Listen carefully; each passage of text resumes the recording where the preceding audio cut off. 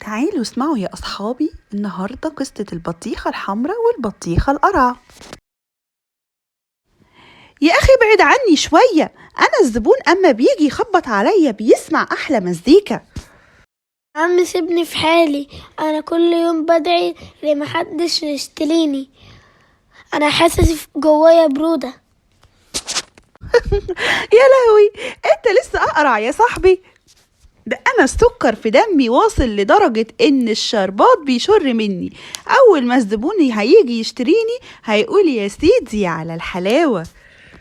والله حرام عليك تكسر مقاديفي كده، هو أنا ذنبي إيه؟ نصيبي بقى. أنت عارف العيال بيعملوا إيه في البطيخة القرعة؟ بيقطعوها ويرموها في الشارع. برستيجك ضاع يا قرع. أنا ممكن عادي أدخل جوه السلطة وأبقى زي الخيار، هو الخيار يعني وحش؟ دي بطيخة محترمة في الدنيا عايزة تبقى خيار؟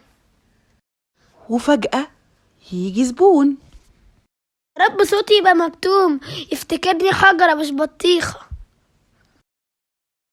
اثبت يا بطل، لو سألوك قول لهم أنا من بره هلا هلا ومن جوه يعلم الله.